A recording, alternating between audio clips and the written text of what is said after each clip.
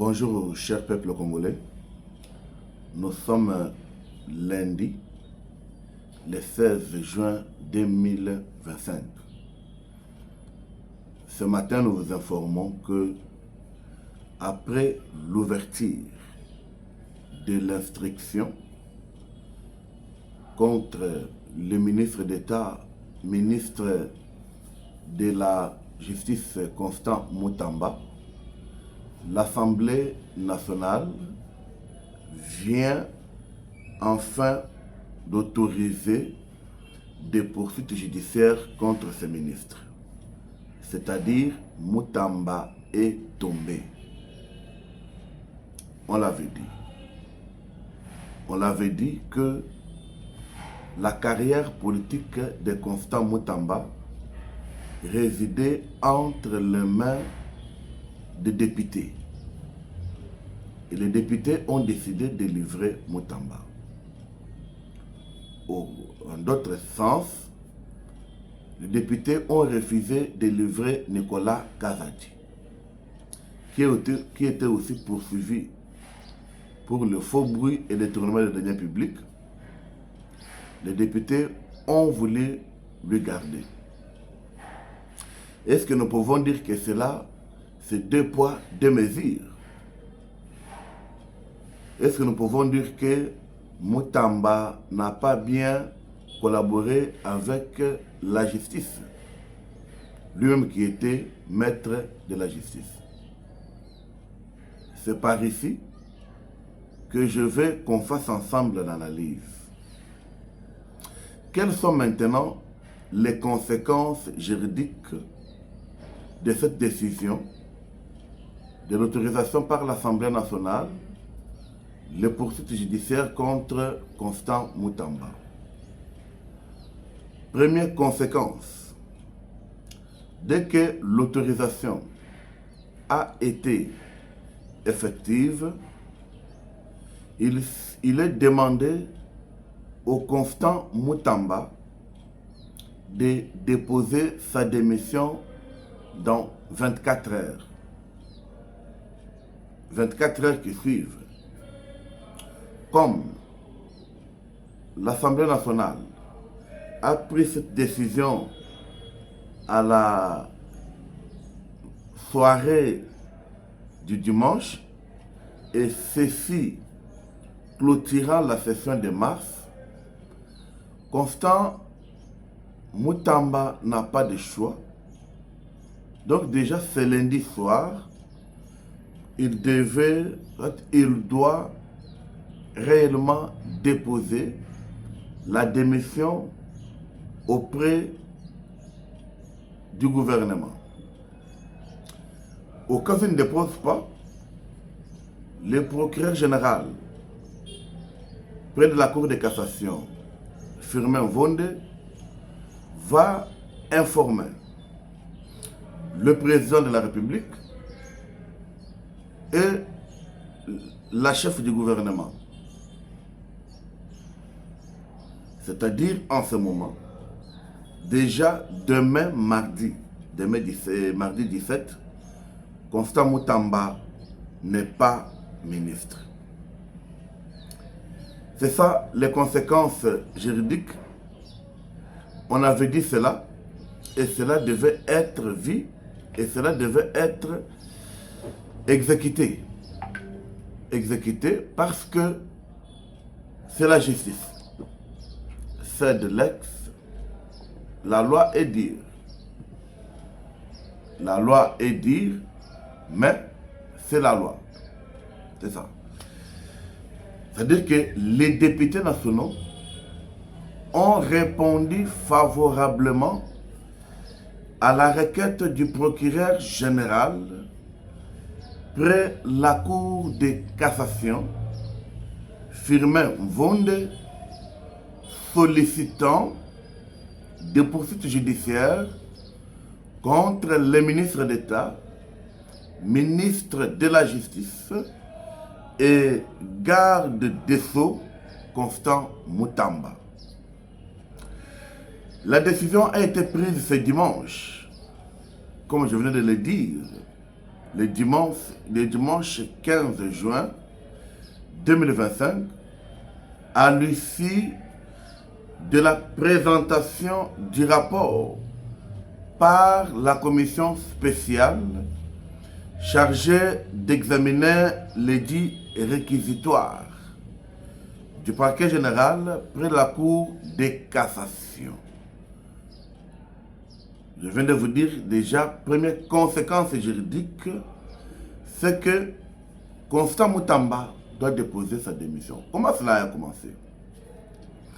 Le procureur général près de la Cour de cassation, Firmin Vonde, avait déjà obtenu de la Chambre basse du Parlement l'autorisation d'ouvrir l'instruction contre les gardes de sceaux congolais concernant un détournement présumé de 19 millions. Je ne parle pas de 19 millions de francs congolais, mais 19 millions de dollars. Et ceci, parenthèse, ce détournement était l'intention de détournement. Parce que jusque-là, rien ne témoigne que l'argent était détourné. Seulement, il y avait un compte séquestre qui devait être créé pour garder l'argent, selon le ministre. Mais après les poursuites, on a trouvé que ce compte n'a pas été créé. Et les comptes qui ont été créés étaient les comptes courants. Et cela a donné déjà des intentions dans la tête de parquet pour l'autorisation d'audition. Et après l'audition, nous avons assisté à une série de théâtre d'où le ministre d'État, ministre Constant Moutamba, réquise le procureur général et tous les magistrats qui sont sous son autorité. Et nous avons vu le procureur général répondre au ministre d'État, ministre de la Justice, que l'instruction préjuridictionnelle avait déjà pris fin. Et l'étape suivante, c'était dépasser à la poursuite judiciaire. Il fallait procéder à la demande d'autorisation à l'Assemblée nationale, la chose qui a eu lieu hier dimanche, le 15 juin 2025. Chers Congolais, les 19 millions qui met Constant Moutamba en cause comme détournement, c'était l'argent qui était prévu dans le cadre d'un projet de construction d'une prison à Kisangani. Kisangani, c'est le chef-lieu de la province de la Chopo.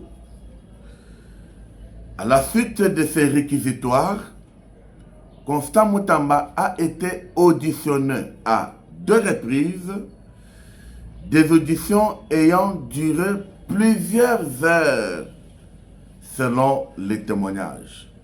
D'ailleurs, la dernière audition avait pris fin aux environs de 20h, 21h. Dans son nouveau réquisitoire, le procureur général a chargé le ministre des détournements des deniers publics. Il affirme que les explications fournies par le ministre d'État, ministre de la Justice, n'ont apporté aucun élément de nature à infirmer les faits qui lui sont reprochés.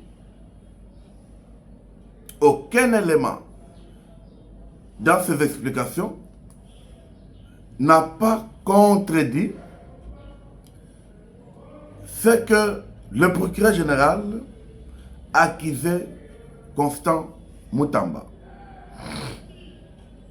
Les réquisitoires lu par le rapporteur de l'Assemblée nationale indiquent que Constant Moutamba, le ministre d'État de la Justice, n'a pas cherché à vérifier l'existence réelle de la société Zion Construction.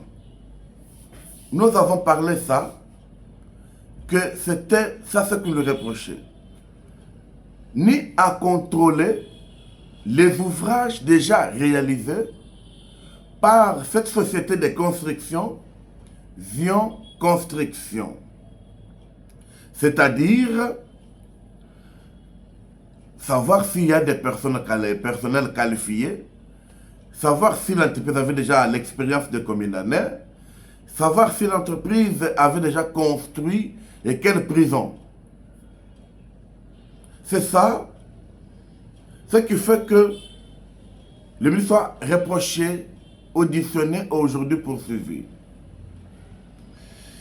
Aujourd'hui, quand on parle, les associés présumés de la société Zion Construction, jusqu'à ce jour, demeurent introuvables.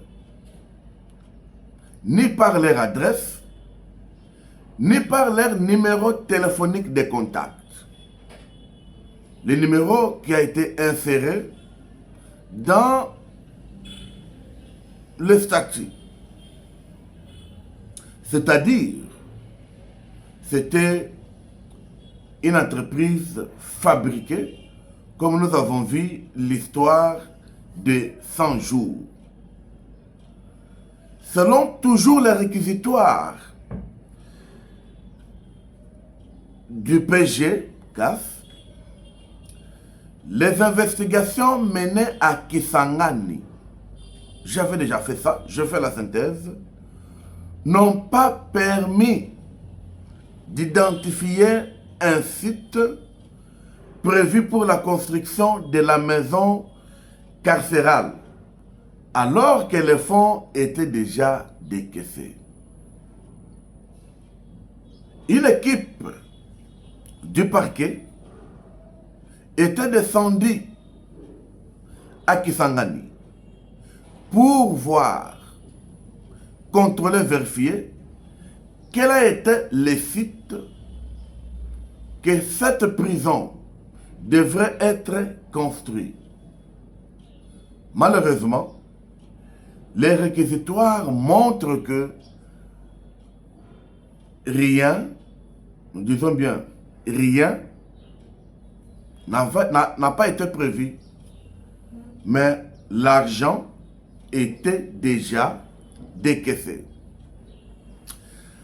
En réaction, le ministre d'État, ministre de la Justice, Constant Moutamba, a récusé le procureur général. C'est-à-dire, Firmin Vondé et les magistrats qui sont sous son autorité ne faisaient pas confiance à Constant Moutamba. C'était le 10 juin 2025 que cette lettre a été déposée. Et c'est ainsi que le ministre de l'État avait fait asseoir sa démarche de réquiser le magistrat par l'article 50 de la loi du 11 avril 2013 relative aux juridictions de l'ordre judiciaire, invoquant comme motif dans sa lettre une inimitié manifeste de la part du procureur Firmin Vondé et des magistrats du parquet général pour la Cour de cassation. C'est ça le dossier Constant Moutamba. Quelle sera la suite? Qui va juger Constant Moutamba? Parce qu'il évoque l'inimitié, il évoque l'acharnement. et l'Assemblée nationale l'a livré. Cher peuple congolais, Constant Moutamba, dans ce gouvernement, avait eu le temps de montrer aux Congolais que la justice était malade, il fallait la réveiller, il fallait la soigner. Nous avons vu les gens dans tous les coins, à chaque cas, criaient toujours Constant Moutamba, Yakota la Likambo, comme c'était à l'époque. Les gens ne recouraient pas à la première ministre, les gens ne recouraient pas au ministre de l'Intérieur, mais les gens recouraient au ministre d'État, ministre de Justice. C'était par ces actions à impact à lutter contre le détournement. Mais aujourd'hui, les chasseurs a été attrapé dans ses propres pièges. Au départ, comment les choses ont commencé? Chers compatriotes, je suis politologue et nous allons tenter ensemble de donner la suite de ce dossier.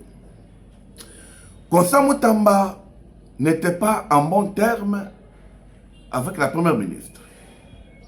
Nous savons tous l'histoire de l'odeur du détournement. D'où le ministre d'État, ministre de la Justice, accusait la première ministre de détournement. C'était dans une salle, d'où celui-ci a pris la parole, le ping-pong là.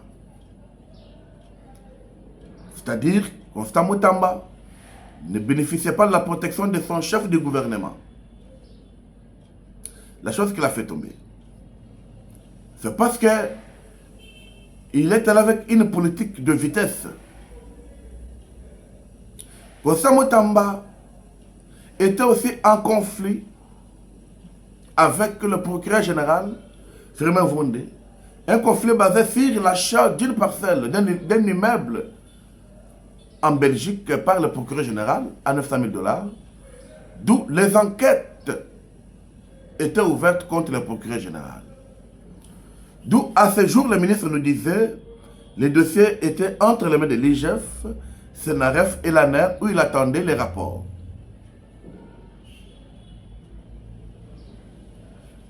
Les conflits dans le monde du travail. Aujourd'hui, nous allons dire quoi? Moutamba paye ce qu'il a commencé. Si Moutamba avait la confiance de son chef du gouvernement, les choses pouvaient être autres. Si Moutamba avait la confiance même, il y avait une collaboration entre le pouvoir judiciaire et la magistrature. Nous attendons la suite. Il a réquisé le procureur général. Je pense les spécialistes en question du droit pénal vont nous expliquer ensemble. Pour finir notre éditorial ce matin, cher peuple congolais, nous savons bien que le Rwanda a commencé les retraits de ses militaires sur les sols congolais. Mais, le 14 juin, une société de gardiennage a été créée au nom de New Vision Security, Nevis. Cette société créée à Goma, de gardiennage, je dis bien, a pour but de garder le personnel, c'est-à-dire les autorités et leurs biens et leurs résidences. Lorsque nous avons suivi cette société composée de Rwandais, lorsqu'on a dissous M23 et AFC Nanga, les colonels, les capitaines, les commandants, ce sont eux qui font partie de cette société de gardiennage. Nous avons demandé au peuple de Goma d'être éveillé parce que la malignité de Kagame et Kabila, c'est toujours pour rester au Congo. Cher peuple congolais, les Congolais doivent rester éveillés. Les Congolais doivent ouvrir les yeux. Les Rwandais sortent, mais savoir qui reste. Nous avons dit aux Congolais, la visite de Bintou Keïta, la représentante du secrétaire général de la MONUSCO en RDC, que sa visite à Goma n'avait aucun impact.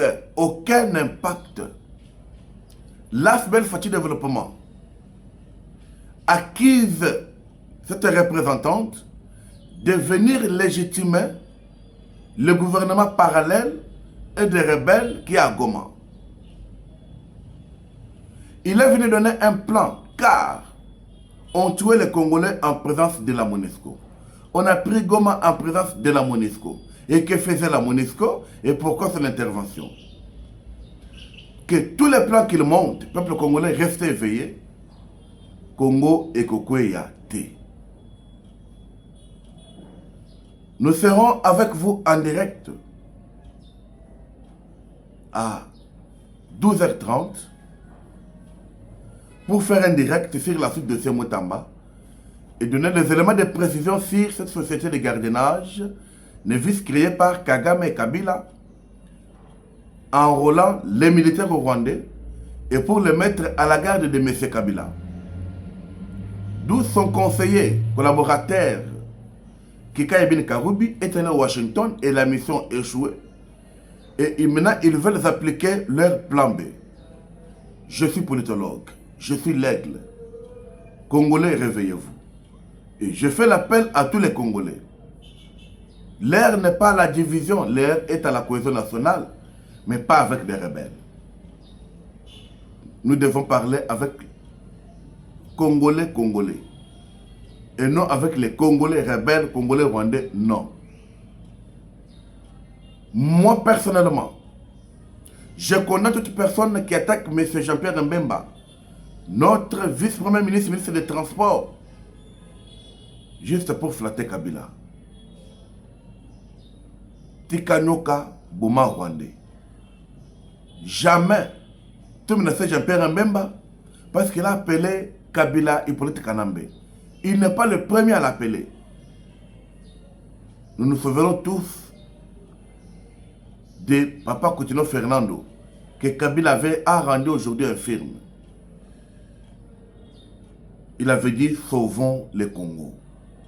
C'est parce que c'est le Rwandais, Kabila, qui est à la tête du pays. Le plan était découvert par ce grand pasteur. Aujourd'hui, on l'a rendu inutile. À l'état où vous le voyez là. C'est Kabila qui l'a fait comme ça. Honoré Ngbanda, paix à son âme, il avait demandé aux Congolais, votez moi Namboka. C'était entre Jean-Pierre Mbemba et Kabila. L'histoire nous en dira plus. Ne cédez pas le Congo parce que vous n'aimez pas Tshisekedi.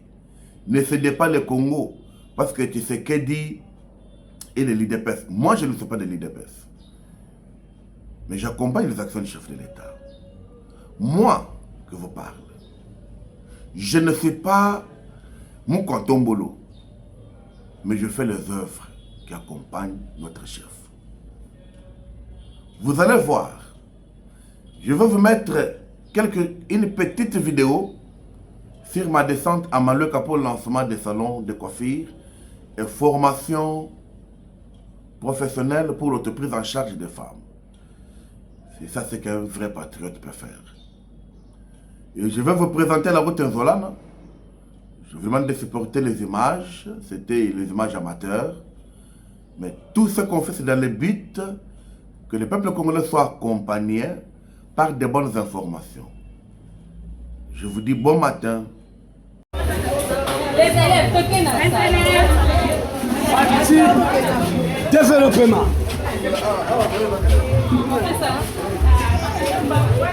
Maman, tellement là, tellement. Ah,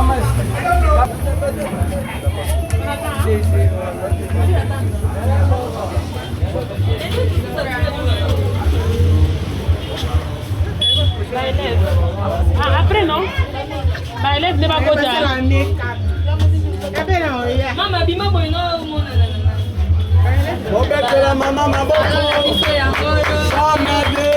Sans malaction maboko. Sans malaction. Parti développement bayami mokonzi munene. Talon essentiel de la question à Kupata. Ça va qu'il chasse pas, on se voit pas mal en cas. Ceux qui vont travailler bien, qu'est-ce qu'on est mon année, on paye de plus. C'est que nous vous demandons de faire. Voilà la question. Malgré le travail là, cherchez aussi des clients, parce que vous allez vous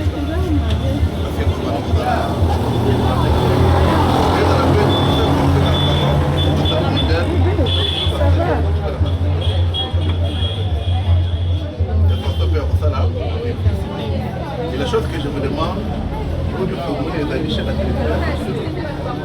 Ce que Batindi, je vais demander à maman à faire la vidéo, il y a pas élève, ce que Batia vidéo, il y a pas de partager dans la statine. Moi, je veux que Naya Rebek sera non. Tu vas vous tomber.